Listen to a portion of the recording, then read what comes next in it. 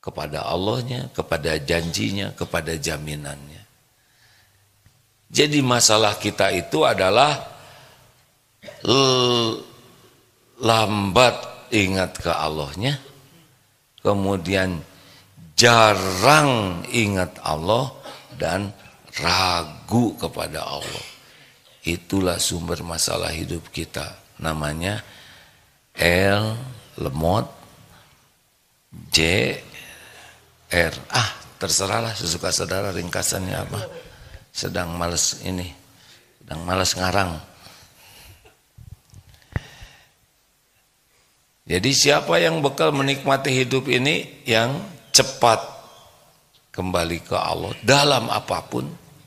Yang kedua, sering terus rapat ingat Allahnya.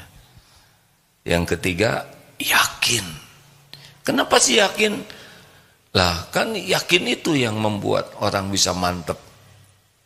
Lawannya yakin adalah apa? Tidak yakin, ya. Alias ragu. Kenapa yakin? Ana inda dzanni abdi bi, aku sesuai prasangka hambaku. Kalau kita yakin Allah bakal bayar utang saya, bulat yakin. Allah yang memiliki langit dan bumi, hanya Allah yang kuasa, bayarkan. Yakin bisa berangkat umroh, Allah satu-satunya penguasa langit dan bumi. Allah tahu saya nggak punya uang, tapi kalau Allah menghendaki saya diundang, saya akan berangkat ke sana. Hanya Allah satu-satunya yang kuasa. Nggak ada keraguan. Yakin yang disertai patuh, ya. Orang yakin tuh pasangannya papas. Patuh dan pasrah, itu karangan baru, ya, maaf. Patuh dan pasrah. Baik, jadi Bapak Ibu sekalian, kita harus melatih untuk secepat mungkin ingat kepada Allah dalam hal apapun.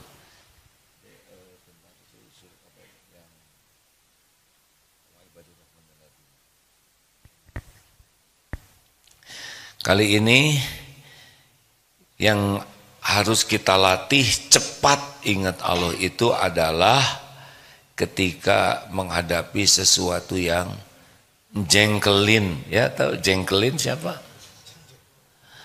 Yang bikin kecewa, yang di sini kita sering rontok karena kurang ingat Allah, yaitu menghadapi sesuatu yang tidak cocok dengan keinginan kita. Ingin tenang, ribut. Ingin enak, ternyata terlalu asin.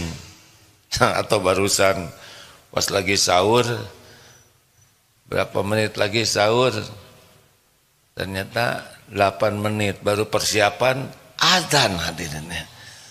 Terus mau jengkel sama siapa? Banyak dalam hidup ini kejadian yang tidak cocok dengan keinginan, yang tidak sesuai harapan. Kalau tidak hati-hati, di sini kita bekal ngambek nih. Apalagi kalau kita punya kekuasaan, punya otoritas. Misalkan kita pimpinan, kita suami, kita guru, kita komandan. Nah, itu kan lebih sensi, ya. Untuk emosi yang dianggap di bawah kekuasaannya. Jarang prajurit ngambek ke komandan. Komandan, jangan nyuruh-nyuruh aja, lakukan sendiri. Nggak mungkin, ya.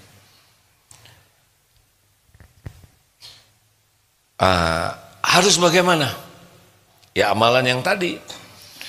Jadi ada satu hal yang sangat penting menjadi program hidup kita adalah program wal kadhiminal ghaidh, menahan amarah. Ini tidak banyak orang yang punya program ini karena sebagian di antara kita menganggap marah itu lumrah. Menganggap marah itu wibawa. Menganggap marah itu solusi. Menganggap marah itu merupakan tanda kekuasaan. Padahal kalau kita pemarah dan tidak punya kemampuan mengendalikan diri, justru kemarahan itulah yang menjadi sumber masalah bagi diri dan bagi yang lain. Ini penting hadirin, ada kaitannya dengan materi tadi, bahwa kita harus punya program menahan amarah. Mengapa? Karena dalam Al-Quran jelas sekali ciri orang takwa itu, surat Ali Imran 134, diantaranya wal kadhiminal ghaidha wal afina 'anin nas, menahan amarah dan memaafkan orang. Ini ciri takwa, ya. Wasari'u ila magfirati min rabbikum wa jannatin arduha samawati wal ard u'iddat lil muttaqin. Bersegeralah kepada ampunan Allah dan sorga yang luasnya seluas langit dan bumi, yang disediakan bagi orang bertakwa. Siapakah yang bertakwa? Alladzina yunfikuna fis sarra'i wad dharra, orang yang senang berinfak dalam keadaan lapang dan sempit. Wal kadhiminal ghaidha, menahan amarah. Wal 'afina 'anin nas, memaafkan orang-orang. Wallahu yuhibbul muhsinin, dan Allah mencintai orang-orang yang berbuat kebaikan. Ayat selanjutnya, walladzina idza fa'alu fahishatan aw dzalamu anfusahum dzakarullah fastaghfaru lidzunubihim wa may yaghfiru dzunuba illallah. Al-ayah, dan orang-orang yang ketika melakukan perbuatan keji, ya, melakukan dosa, dia segera ingat Allah dan meminta ampunan kepada Allah. Siapa lagi yang bisa mengampuni selain Allah? Dan dia meninggalkan perbuatan buruknya. Nah, jadi itu ciri takwa. Nah, kita masuk ke jangan marah ini. Hadis lainnya, la taghdab walakal jannah, jangan marah bagimu surga. Jadi harus ada nih salah satu kesadaran, saya tidak boleh jadi pemarah. Bukan tidak boleh marah. Marah itu software yang Allah pasang pada diri kita. Kita punya marah itu normal. Yang buruk itu diperbudak amarah. Kenapa Allah menciptakan marah? Ya, kita bisa ngelindungin keluarga dengan marah. Kita bisa, nggak mungkin misalkan istri dicolek orang, hehe, colek lagi mah, nggak mungkin. Kita harus melawan. Datang rampok, misalnya nauzubillah, ya kita melawan.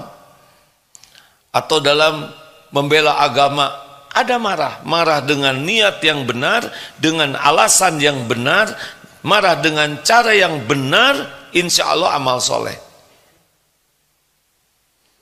Nah, Rasulullah itu hanya marah kalau urusan bukan urusan pribadi, tapi urusan kebenaran. Kalau pribadi beliau tidak marah. Nah, rekan-rekan sekalian, gimana nih kalau ada orang yang menjengkelkan atau jengkelin? Silakan bacakan, Ustaz. Surat Al-Furqan 63. Al-Furqan 63, ya? Betul? Betul. Iya.